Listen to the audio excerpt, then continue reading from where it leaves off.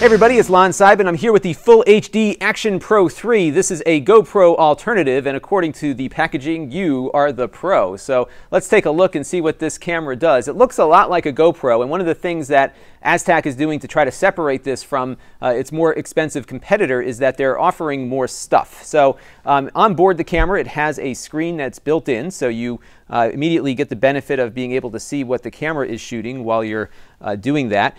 They also give you a neat little remote control, so you can hit the button and record from like a wrist or something if you don't want to fuss with the camera while you're doing something dangerous, and hopefully you're not.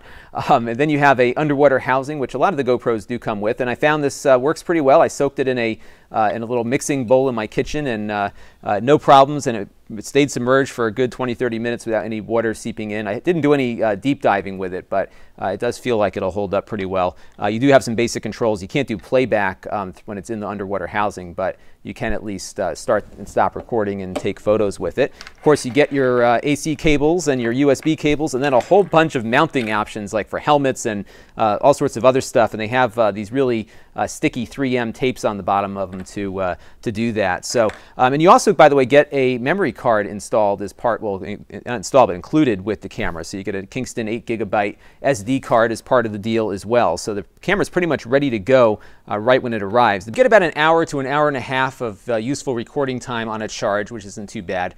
The battery charges on this edition of the camera inside the charger, but there's also a pro level camera available that has a separate charger with a second battery, so you can do battery swaps but still keep shooting.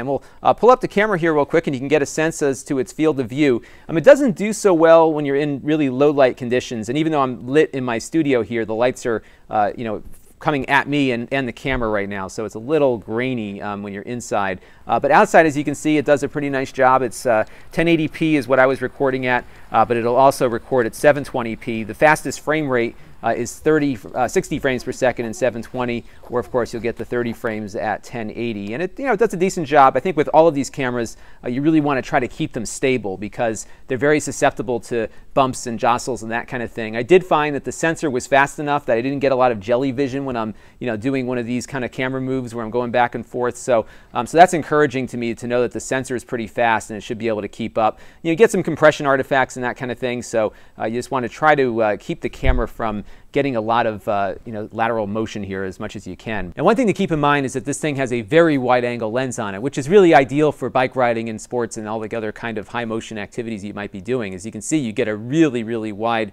field of view, and you do get a little bit of a fisheye to it. You should know that the GoPro has the ability to change this field of view to be a little less of a wide angle.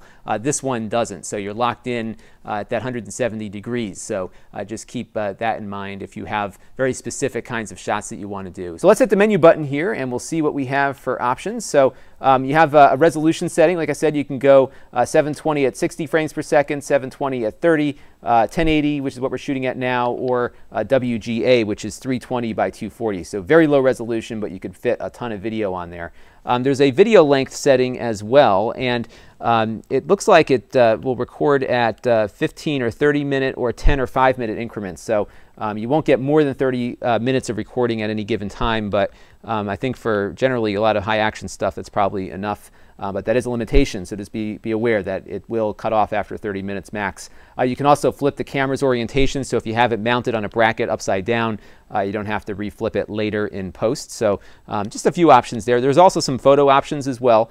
You can do a single shot, a triple shot where it shoots 3 pictures in quick succession. You can also do continuous, so if you select this mode and go to take a picture, and I'll show you this in a minute, it'll take a picture like every 2 seconds or more. So it looks like it goes 2, 3, 5, 10, 20, 30, and 60 seconds. So basically, we take a picture the fastest speed every 2 seconds. So not quite up to SLR speeds, but if you're looking to take pictures instead of video, you can do that. So self-timer speaks for itself. You can just set it to do that, and then of course your photo resolution. I have it set to 8 megapixels now, but you can also make lower resolution photos on there.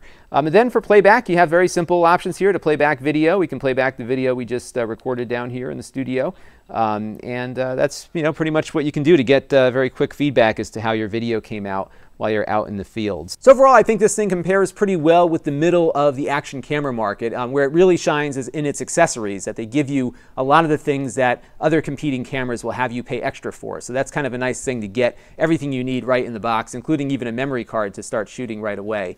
The video quality, as you saw, was decent. Not so good in low light. It certainly suffered a little bit here in the studio, but outdoors it's going to give you really probably good enough quality for any kind of YouTube video that you would do. 1080p is certainly enough resolution, although the GoPro Heroes on the top end are being used in a lot of Hollywood productions, so I'm not sure you're going to get there with this per se, but for a lot of the stuff that you're probably watching this video for, I think it will probably achieve that goal for you. So a decent alternative.